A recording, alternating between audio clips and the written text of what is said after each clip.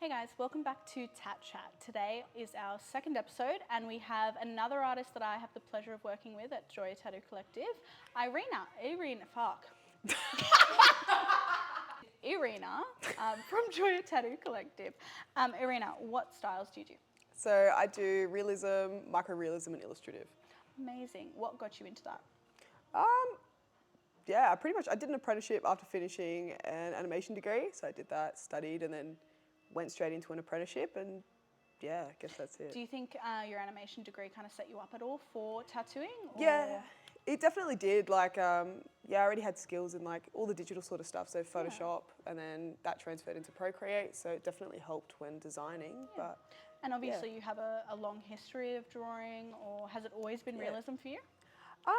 Yeah, definitely, yeah, pretty much realism, but I've been drawing since young, so. That's awesome. Yeah, fed in. So how was your journey into tattooing? How was your apprenticeship, if you had one, or what was the process like for you? I guess it was good and bad. Like I think for me, I had technically 2 apprenticeships. So I was at one shop for almost a year and I ran their sort of like reception, their marketing, and I managed that shop. That would have been a really good setup for socials. It definitely was. So I got to learn off their models. So that was really good that was pretty much really good to watch. And then, to kind of contribute, speak to the artist, see how they manage things. That was fantastic. And then I was at another studio out west and that was where I did my proper apprenticeship. And that was, for me, a lot better because I learned more to do with actual tattooing. How long was that for? I think the actual apprenticeship part was I think I was there for around a year and a half. Yeah. So That's I think pretty fair, yeah. Kind of seems to be the average of quite a few people, hey? pretty much. I think so. I think it was 9 months of drawing and the rest, I think. I don't know, actually. Let's just say, year and a half. Let's do that. Year and a half sounds good, yeah. Yeah. So since you had a lot of experience in like different shops for your apprenticeship and all that, what was like the best and worst part that you can think of? Give us some pros and cons. I'd say the pros were definitely the artists that you get to speak to. So I think when I got to meet my mentor, Shin, who works here, that was fantastic. Like, he's got a lot of knowledge, and to watch him do everything. Love Shin, honestly. Fantastic. He's a whiz. No, he's fantastic. So I think he was really good to learn under. That was really good. And then speaking to other artists, so seeing how they market themselves, seeing how they photograph things, seeing how everyone has different ways to tattoo, their technique, their style. So getting to watch all of that was fantastic. Were a lot of these artists, were they a lot of realism as well? Or were there a lot of other styles that you got to learn from? I'd say, no, very, very mixed. I think the first shop that I was at, everyone was really different. You had some trad artists, you had even full color realism, like on a large scale, so that was really good to watch. You even had like a lot of ornamental, geometric, so that was really cool. And the second place I was at was more oriental, so getting to see that was really, really different. Yeah. Any cons to your apprenticeship? Was there anything that stood out to you as a bad experience or anything like that? I would say, and maybe this is just like a Sydney sort of thing, there is no real proper outlined, like structured apprenticeship. So I'd say that every shop kind of has every shop has its own sort of structure, different ways they want people to learn. There is no state regulated apprenticeships for tattooing. Exactly. So it is dependent on your mentor or your shop. Pretty much. Yeah, can be hit or miss sometimes, hey? Pretty much. So I think like the first place I was at, like I got to meet a lot more people, but I was not learning anything in terms of actual tattooing. The second place was really good. So I think it's just trying to find a place that suits you, your style, and finding people that are really like encouraging and trying to help you progress as an artist. Like that's quite hard to find. And how long have you been at Joya now? Around a year and a half. Yeah, a year and a half at this point. Is that the longest that you've been at a shop, or is that pretty average? I think my last shop previous to this one, I think it's the same amount of time. So pretty much on par. And how do you like it here? Is there any difference in it? Yeah, no, it's, I think both shops were pretty good, but this I really enjoy. It's a really calm environment. Everyone's really nice. It's fantastic. I think it's just very cruisy. Awesome. So I really like it. So over the past year, you've obviously been at Joya for that time. Within Joya or within the tattoo industry as a whole, has anything really changed? Has there been any big differences in how people work or their process or any notable events? I would just say honestly just more of an emphasis on social media. I think if you're not posting, if you're not working on that 24/7, it's really hard to attract a clientele because everybody's pushing it really hard. It's very dependent on Instagram in particular, hey? Pretty much, yeah. Have you started on TikTok or any other platforms? I've tried TikTok. I'm not very good, but definitely Instagram I have. Yeah, pretty much mostly Instagram. Yeah. So obviously with tattooing, when you're in the studio, you are expected to be tattooing a client, which means that there is a lot of work that you take home with you. Yeah. What does it look like your average afternoon? What do you do at home to prep for work? My average afternoon. So yeah, you'll finish tattooing here and then straight home. So I think I'll be designing for the next couple of days, or if not like the next day, running that past the client, waiting for their feedback, and then after that you're straight to stenciling, and then after that I will try and enjoy my afternoon. But Yeah, fair. yeah, it's pretty full on. Do you get a lot of time alone or downtime, or? Yes and no. I think I try now to sort of set my week up, so I have days in between to sort of like have a rest. Yeah, but like midday breaks, hey?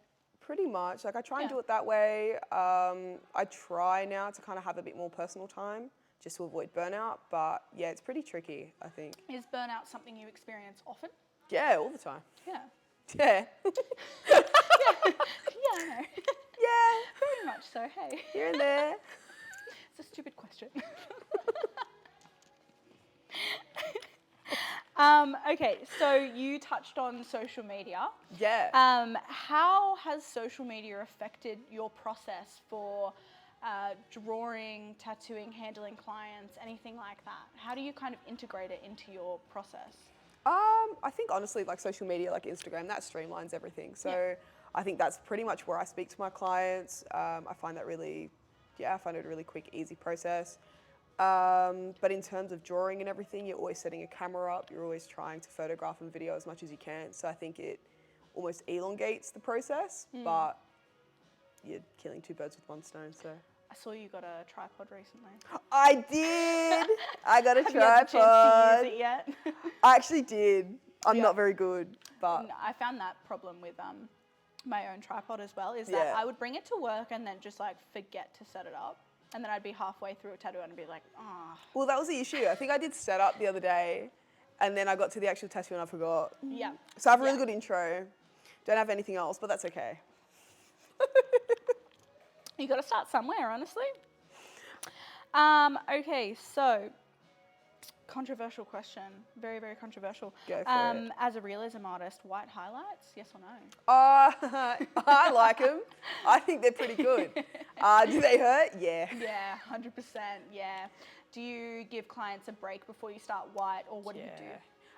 Typically I'll go over, so I use Bactine, which tends to almost numb the area. So I will spray that. And then because obviously the white ink is a thicker pigment and I've been bashing the skin for the last however many hours, it's going to hurt. Yeah, So fair.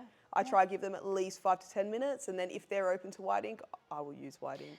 And are you like a full coverage white ink person, or are you just small little bits, or Just how small much do you parts. use? Yeah, small Not parts? much at all, honestly. I just Yeah. use just in like the main really, really bright parts, and the rest I just leave to tonal values with the diluted and black ink. Like, yeah, I don't That's really... pretty fair, hey. Okay, and speaking of pain-wise, what do you do when a client taps out? Does this happen very often for you? Yes and no. Like, not necessarily. What I try and do though, if I can see that the client is struggling, is more I try and get as much of the outline in, or I bloodline a lot of it, so using a really light dilution of ink, trying to get all the main landmarks in, and then after that, if they need to tap out, they can tap out, and then we separate that, do a second like session, and then it's all pretty much there. I don't have to re-stencil anything, so they can take it at their pace. Do you have a problem with clients tapping out? Nah, not at No? all. No? Nah, I'm a Yeah. sook, so Good, no. good. You're not going to make people feel pressured or anything like Nah, that to keep going? no, it hurts. Yeah, great. You know all about that. Yeah, no.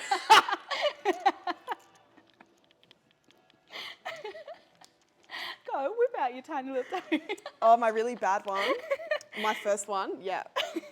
And then we had it fixed up and I cried. It took, You cried a little bit. I actually got to shave my legs to be honest, but yeah, ignore that. That would have hurt so much, honestly. It actually did. I cried. Obviously, you're Greek. You come from a very, very big Greek family. Greek family, that one. Have Yeah. you had the chance to tattoo family members yet? Yeah. Yeah. I think I definitely do. So I think the majority of my family, they're all in South Australia, so both rural and in Adelaide. So I do guest spots quite frequently there, and then when I'm there, honestly, I tattoo my cousins the entire time. And obviously, I have experience tattooing family as well. Yeah. But explain to me how it's different to tattooing a paying client, or even if they are paying as a family member. How is it different to tattooing a stranger? I think it's very different. Like, you're a lot more comfortable with the client, they're a lot more comfortable with you. So I think for me, typically, it depends on the person, hey. I've had relatives where it's in and out very quick, they don't really care because they've seen my stuff, we're very close. They have trust, hey? Yeah, they're easy. But I have other cousins where a lot more pedantic because they know me, they know, So, I don't know. It's kind of... Which would you prefer? What, paid or relatives? Strangers or family? Nah, to be honest, like the relatives I have tattooed, they're easy. They're pretty awesome. Yeah, they're pretty good. I know you've come up with some really, really cool ideas, hey? Oh, yeah, we've done some really cool ones. Like I did mostly photorealistic stuff. So I've got, actually I think it's my cousin's wife, we're doing a full photorealism, I think sea animals all over her leg. That's awesome. Yeah, that's really fun. Oh my gosh. Yeah, so actually, to be honest, like whenever I do tattoo relatives, they're always kind of open to more sort of exciting ideas as well. Yeah. Recently did, I think, the creation hands, and we had a motorbike handle. That was really cool. That's cool, yeah. Yeah, so I think, that's always really fun. I actually really enjoy it. And do you tattoo only in black and grey, or are you colour as well? I have done colour. I prefer to do black and grey. Yep, that's fair. I'm the same. Yeah. I agree. Some people have a colour mindset and other people don't, honestly. Yeah, that's not me. Yeah.